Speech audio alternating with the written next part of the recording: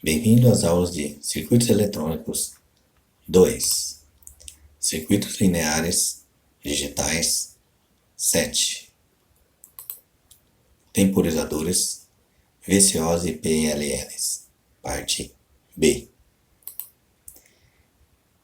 Então agora a gente vai ver os circuitos integrados lineares digitais, que são os circuitos de temporização, o oscilador controlado por tensão e os circuitos de interface. Os circuitos de temporização típicos, então a gente tem aqui, por exemplo, o CI 555, que tem essa aparência, nessa configuração, esse encapsulamento onde eu tenho 8 pinos nesse CI, e tem esse esquemático aqui, onde eu tenho aqui, desde o terra até o VCC, vários pinos, até pinos de controle, descarga e limites. A operação do circuito temporizador, então, ela pode ser expressa nesse esquemático simplificado aqui, onde eu tenho aqui um divisor de tensão composto por 3 resistores, que é um divisor de tensão interno, para fornecer as tensões de referências para 2 comparadores. Uma configuração do tipo inversora e um comparador que eu tenho aqui, uma configuração do tipo não inversora, que é esse daqui.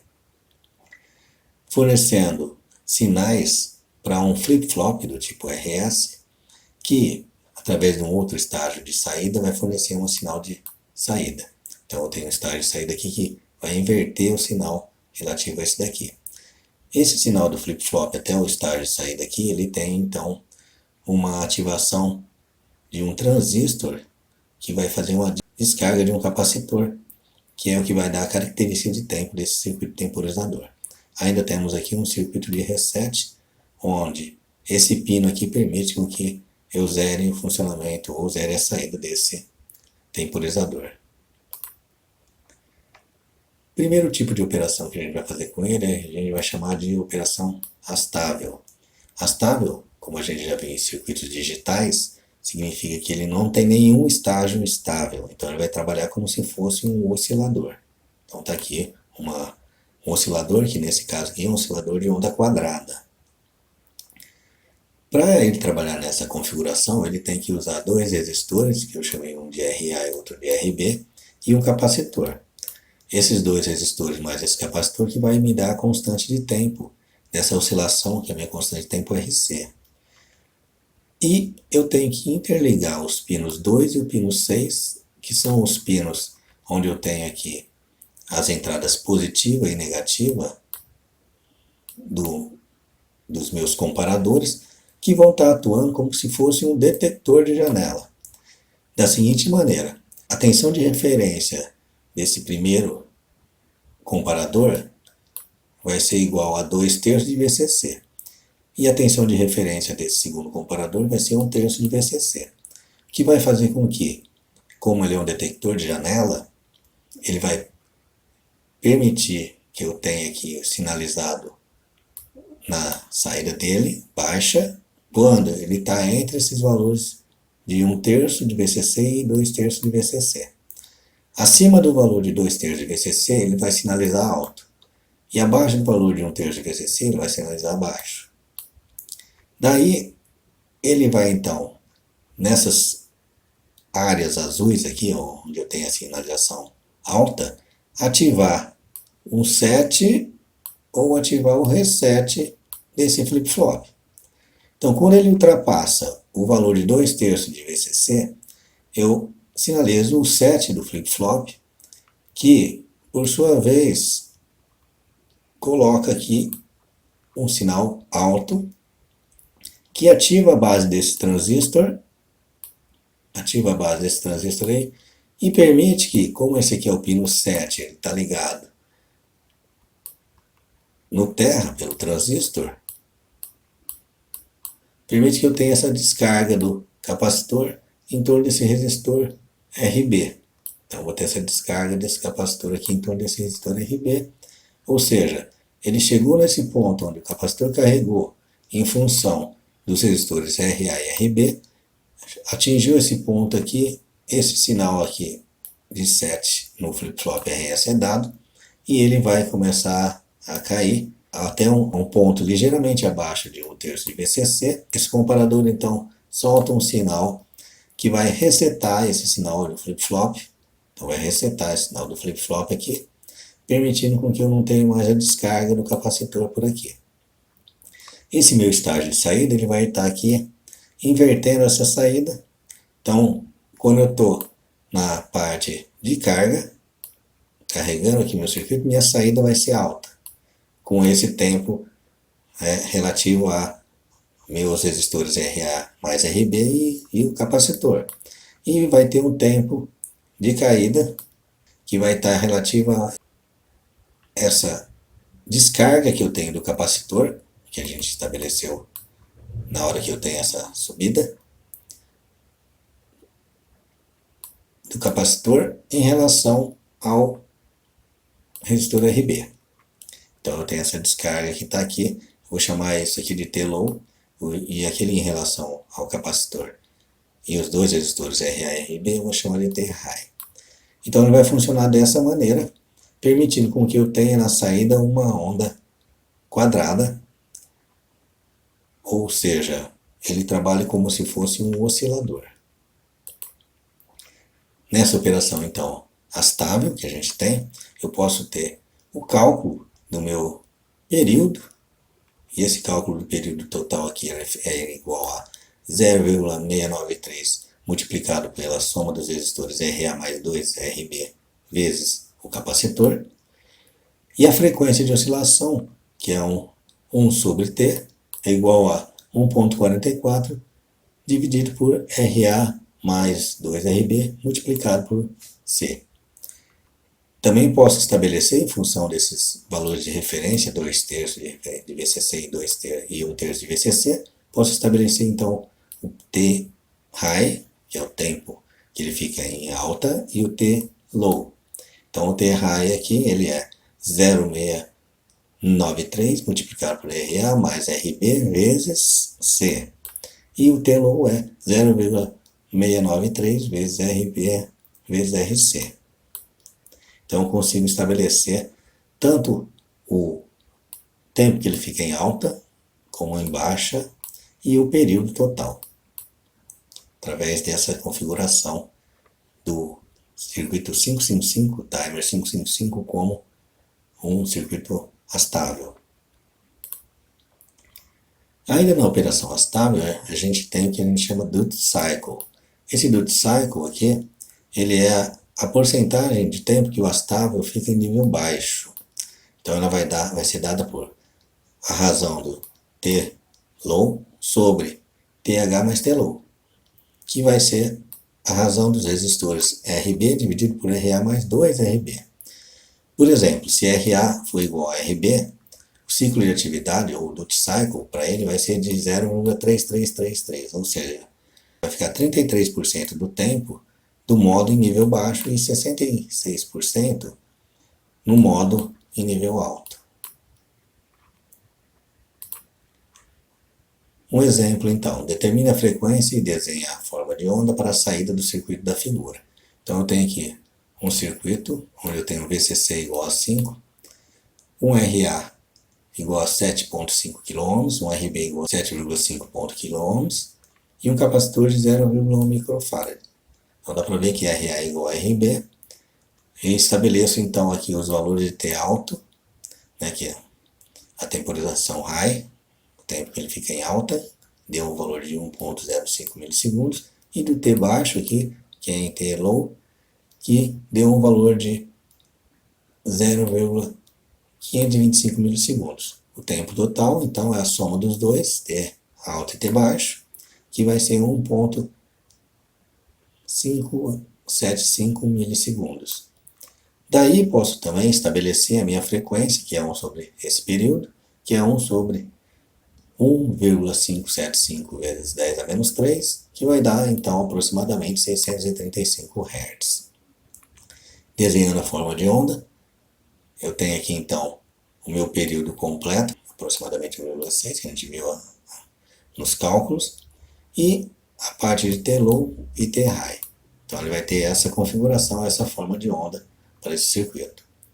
Se eu quisesse então desenhar também essa forma de onda aqui, que seria a forma de onda triangular, que ele tem ali onde eu tenho a carga e a descarga do capacitor, dá para ver então que ele compreende todo esse período que está aqui, e a tensão de polarização que ele tem aqui é 1/3 de VCC até 2/3 de VCC.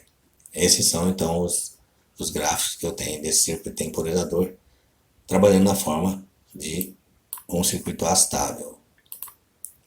Operação de circuito temporizador agora com um monoestável. Como monoestável, então ele vai ter uma saída que é sempre estável, então mesmo se você mudar por dessa saída, ela vai voltar para essa saída, que é o que a gente chama um pulso, né, ou um timer. Então eu consigo estabelecer ele ficar nesse tempo aí e usar como se fosse um temporizador. Para isso eu utilizo essa configuração, onde eu tenho aqui os pinos 7 e 6 agora ligados em conjunto e direto ao capacitor, sem ter aquele resistor RB, só tem o resistor RA agora.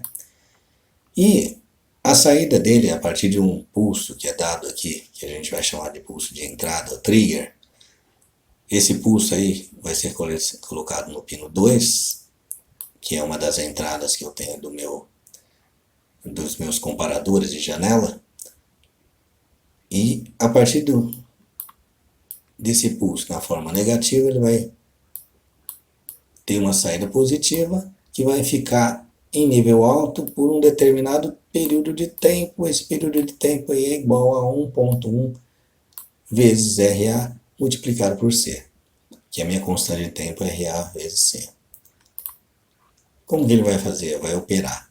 Então vamos olhar aqui de novo o nosso circuito. Eu tenho aqui o meu circuitinho detetor de janela, que tem então aqui minhas tensões de referências dadas por 2/3 de VCC e 1/3 de VCC.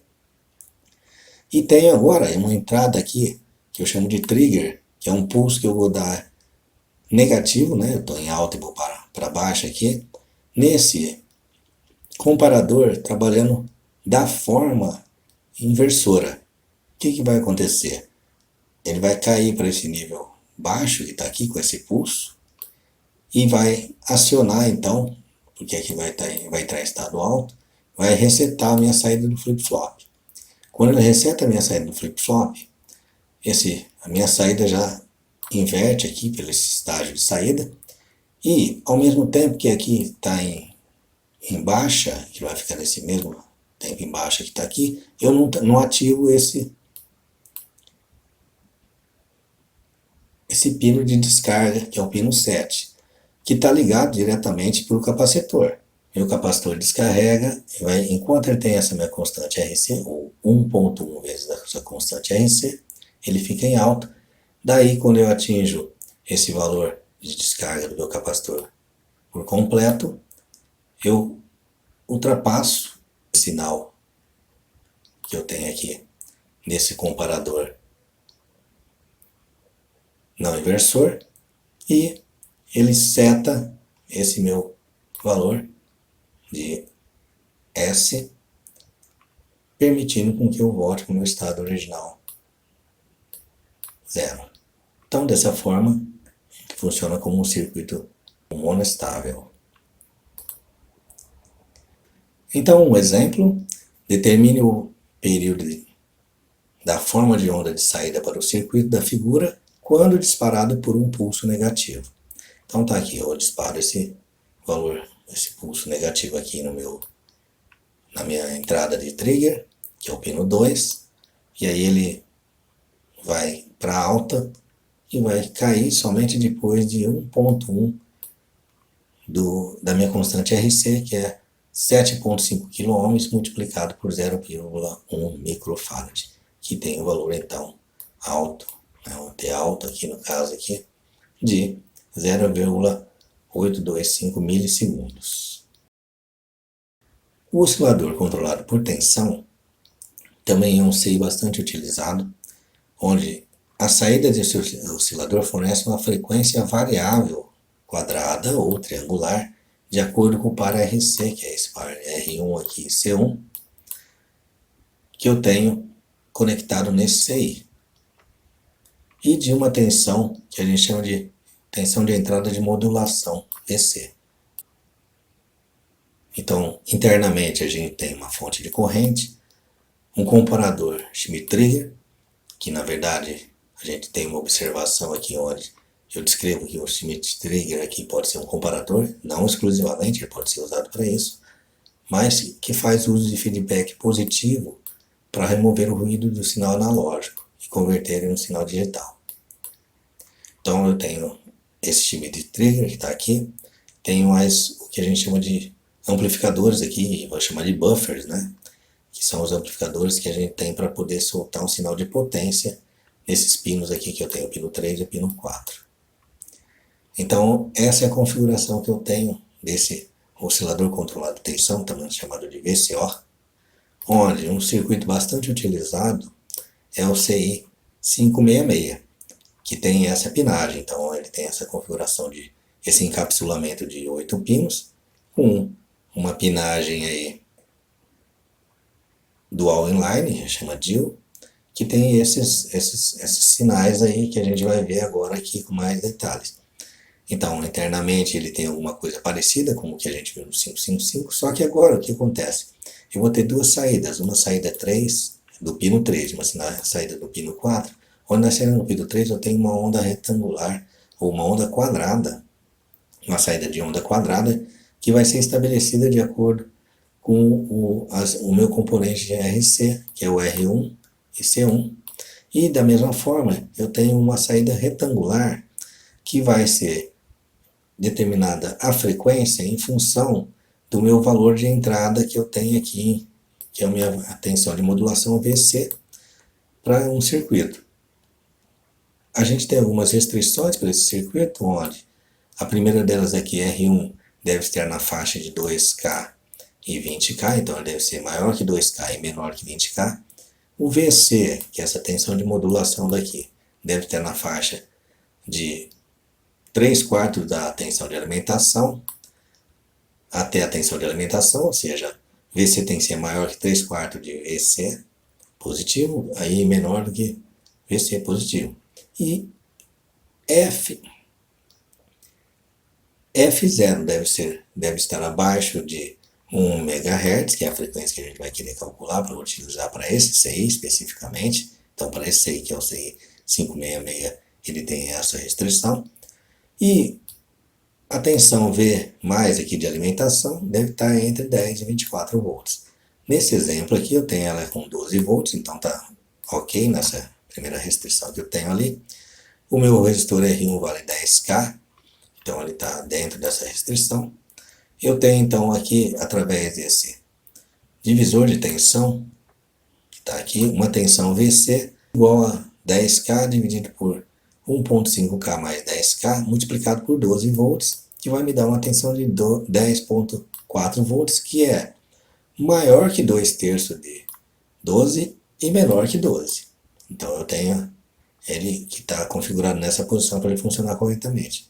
E a minha frequência, utilizando esse resistor de 10K e esse capacitor de 820 picofarad, vou ter uma frequência de funcionamento que pode ser estabelecida em função dessa fórmula que está aqui, ó, 2 dividido por R1 vezes C1 multiplicado por V mais menos VC dividido por V mais, que substituindo os valores vai dar então aqui uma frequência de 32.5 kHz. Então nessa forma eu tenho aqui o meu VC, que é a minha tensão de modulação constante, que vai permitir que eu trabalhe então com essa frequência que está dentro das minhas restrições, assim como essa tensão ali.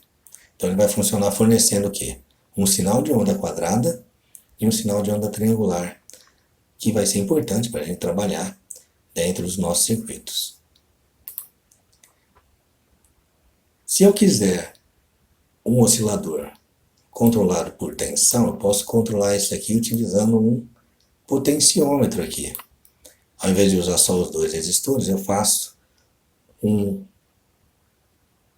divisor de tensão, onde eu injeto um potenciômetro, e daí dá para ter, eu posso variar então a minha frequência quando eu tenho aqui a soma dos dois resistores, R3 mais R4, vou ter a minha menor frequência, e quando eu tenho para esse lado aqui a soma das resistências R2 com R3, que vai fornecer para mim a minha maior frequência. Se eu tenho agora o meu potenciômetro ligado no começo dessa resistência, eu vou ter que meu VC vai ser igual a R3 mais R4 dividido por R2 mais R3 mais R4 multiplicado por V+, que é a tensão de alimentação. Daí o meu VC equivale a 11,74 volts, que está dentro das restrições, e a minha frequência, que é calculada por aquela fórmula que a gente viu, que é 2 sobre R1 VC1 multiplicado por VC mais menos VC dividido por VC mais, vai ser igual a 19,7 kHz. E quando eu colocar agora o meu potenciômetro nessa posição aqui, eu vou ter que meu VC vai ser igual a R4 dividido por R2 mais R3 mais R4 multiplicado por V+, que é a minha tensão de alimentação. Fazendo esses cálculos, eu vou ter um valor de 9,19 volts, que está dentro das restrições ainda, e a minha frequência calculada em 212,9 kHz.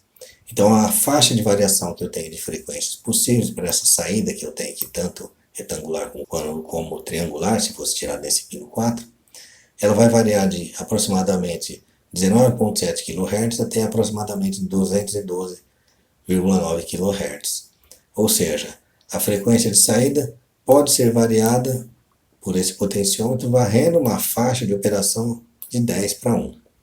Então essa que é a ideia, eu ter essa frequência variável aqui.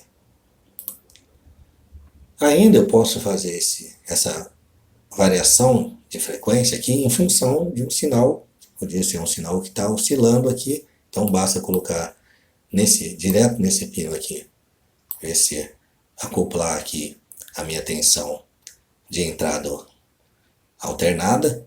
Não esquecer que eu tenho que colocar um capacitor aqui para fazer esse desacoplamento e não influenciar aqui nas polarizações do meu circuito. Onde, nesse caso aí, se essa tensão aqui for uma tensão que vai variar de entrada de 1,4 V de pico, tá?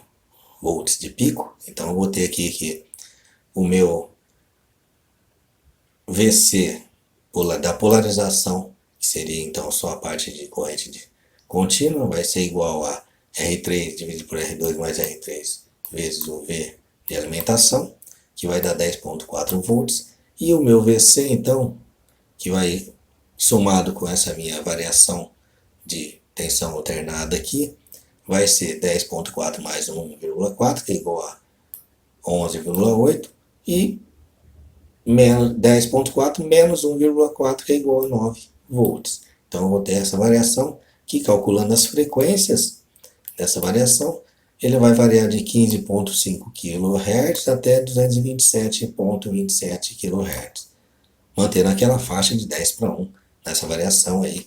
Então eu posso ter esse tipo de circuito de acordo com o que foi projetado aí, o que eu quero projetar. Circuitos de interface, então, são outros circuitos disponíveis que a gente tem para trabalhar, principalmente nessa parte onde a gente tem que juntar equipamentos ou tem que pegar e trabalhar com equipamentos diferentes e fazer essa conexão entre eles, que tem tensões diferentes e alguma coisa do tipo. Então a ideia de um circuito de interface é produzir um sinal de entrada a um nível desejado ou tensão correta para um outro circuito. Muitas vezes, então, a gente chama esses circuitos de interface de drivers. Então, eles são chamados drivers, onde eu posso ter um driver que faz um casamento de impedância entre dois circuitos diferentes aí, tá? Então, dois equipamentos que têm entradas e saídas diferentes, eu preciso casar isso aí de uma forma que um não influencie no outro, então tem que fazer esse certo casamento de impedância. Circuitos Open Collector, que a gente já viu, então eu tenho circuitos que eu tenho meu coletor aberto do meu transistor de saída, que permite com que eu faça conexão com outros níveis de tensão, outros equipamentos, sem prejudicar o funcionamento. E o caso dos circuitos states aqui, que é um terceiro estado que a gente deseja, às vezes, muitas vezes isso em circuitos digitais, que não é nem o estado 0 nem o estado 1, mas é um outro estado aí que isole um circuito de outro, fazendo com que ele não leve em consideração o funcionamento daquele outro circuito naquele momento e funciona só quando eu desejo entrar com sinais de 0 e 1. Então esses são os circuitos de interface que a gente vai estudar. Tem o primeiro circuito de interface, que é um driver de linha dupla. Então eu tenho aqui um CI, que é o SN 75150. Esse CI aqui, então, eu posso notar que ele tem aqui só um trecho dele, pelo menos que eu estou colocando aqui só para exemplificar, uma parte de portas lógicas e uma parte de buffers. Então, esses aqui são os buffers e essas são as portas lógicas. Onde eu tenho aqui as entradas de strobe, que é aquela que ativa ou não, ou permite ou não que esse entradão passe para essa minha saída, ou que não permite. Então aqui eu tenho um driver duplo aqui. Tá? A ideia desse strobe aqui é permitir que esse sinal passe para esse outro lado. E a ideia desse buffer que está aqui é que ele tem aqui, então, uma alta impedância de entrada. Então nesse caso aqui, ó, a entrada que eu tenho é um sinal de lógica TTL, lógica transistor-transistor, que a gente viu isso em circuitos digitais. E a saída pode ser tanto TTL como CMOS. Circuito de interface, o SN 75152, na entrada dele tem o Schmitt Trigger. Então eu tenho aqui, ó, esse Schmitt Trigger aqui, que é um comparador aqui, que eu tenho uma entrada inversora e uma não inversora. Então aí, normalmente como a gente já sabe, a inversora é denotada por essa bolinha, né? Então tem essa bolinha denotando que é uma entrada inversora. E como ele faz o uso de realimentação positiva para eliminar ruídos aqui, eu tenho ele para fazer uma interface onde eu consigo conectar desse lado aqui, se isso do tipo CMOS, para o lado de cá da saída TTL. Então, por exemplo, aqui, CMOS, e para esse lado aqui, circuitos TTL.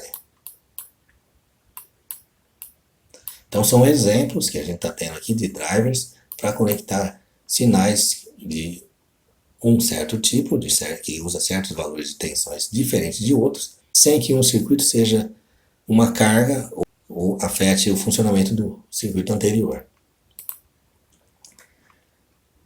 Aqui um circuito de interface que é um driver de potência. Então eu tenho aqui nessa parte dedicada o meu circuito, um circuito de comando, onde eu tenho transistores, né? E eu tenho um elemento aqui muito importante, muito utilizado para fazer uma interface com outros tipos de circuito aqui, que é o meu optoisolador ou acoplador óptico, o optoacoplador, né? Que, por exemplo, que é o CI4N33, ele funciona com um LED, um LED que é um diodo emissor de luz aqui, que sensibiliza a base desse transistor. Então não tem nenhum contato físico, é simplesmente o contato de luz. Então ele isola esse circuito que eu tenho aqui da esquerda, aqui, que eu posso chamar um circuito de comando, e um circuito, por exemplo, da direita, que está aqui, que eu posso chamar de um circuito de potência. Então essa aqui é a ideia desse driver aqui de potência aqui, utilizando o acoplador óptico. Também tem vários padrões diferentes para fazer esses drivers aí. Então os mais conhecidos são esse que é o loop de corrente, onde a gente, em vez de trabalhar com sinais de tensão, trabalha com corrente, e esses níveis de corrente são de 0 mA, né, que a gente chama para o nível 0, e 20 mA para o nível 1. Um padrão que a gente tem na indústria, que é chamado RS232, que é uma comunicação onde a gente teve que elevar os valores de tensão para poder enviar sinais a longa distância na indústria. No entanto, esse padrão RS-232 ele já é obsoleto já, tá? Mas ele está aqui como exemplo, pode ser qualquer outro tipo de padrão que a gente tem utilizado agora na indústria novo aí. Então a gente tem alguns instrumentos, né? Principalmente nas indústrias químicas ou indústrias de processo, né? Que a gente chama de instrumentação de campo lá, que trabalham nesse padrão de RS-232 aí.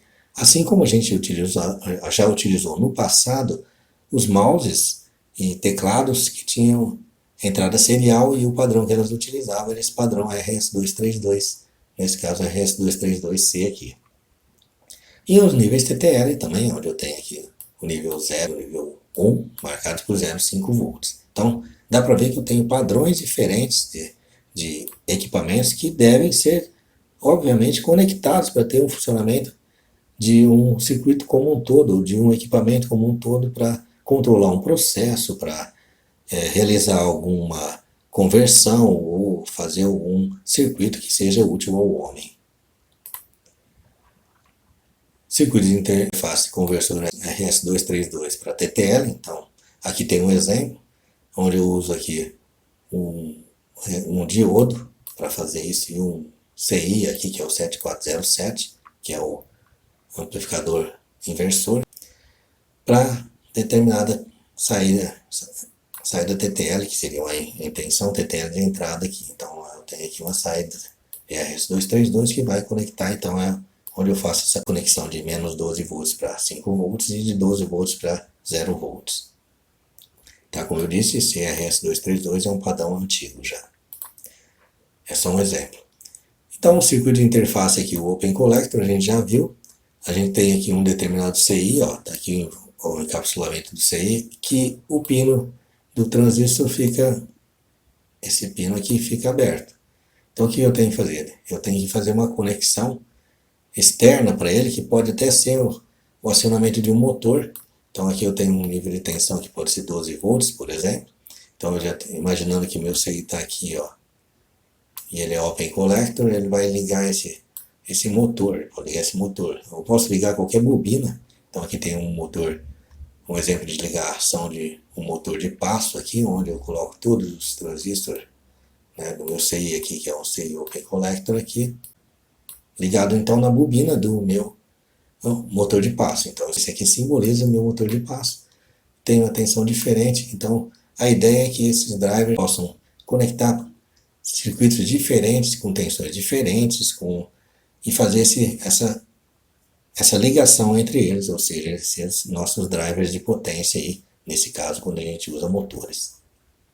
Então, o coletor de transistor não está ligado dentro do CI, então eu posso fazer essa ligação usando qualquer tipo de elementos externos aí, desde que comporte os meus valores de potência, ou seja, que a corrente e a tensão que estão sendo passadas pelo transistor não o danifiquem. Então eu posso fazer alimentação de motores, relés, né, e assim por diante. Um circuito de interface bastante interessante também é a saída tri-state, né, um modo de saída diferente, que principalmente em circuitos digitais é bastante utilizado para alguns circuitos para isolar partes de circuito. Então, em circuitos digitais normalmente eu teria dois estados, que seria o estado 0 e o estado 1, mas agora, a partir dessas configurações de alguns CIs, eu tenho então um terceiro estado que é chamado de tri-state. Esse tri-state aí, então, é um estado de circuito aberto. Então dá para ver aqui, ó, se eu tenho aqui os transistores Q1 e Q2 aqui ligados nessa configuração, onde eu tenho o emissor de Q1 conectado no coletor de Q2 por um diodo, eu tenho então essa tabela verdade para o funcionamento dos circuitos. Quando tenho os dois desligados, ou seja, eu tenho 0 e 0 aqui, eu vou ter então o circuito aberto, está em Open Collector, não está funcionando. E só vai funcionar com saídas de 0 se eu tiver aqui o meu circuito Q1 e 0 e o meu Q2 funcionando. e só vai funcionar, né, em 5 volts se o meu Q1 estiver em 1 e o meu Q2 estiver em 0. Então, esse circuito é interessante porque ele consegue fazer o isolamento de outras partes do circuito para que não alterem ou não influenciem no funcionamento de um outro circuito. E normalmente a gente utiliza muito isso aí para circuitos digitais. Então a gente viu uma gama boa de circuitos de interface que são interessantes para utilizar em nossos projetos de circuitos, inclusive circuitos digitais. Ok, pessoal? Por enquanto é só. Até a próxima.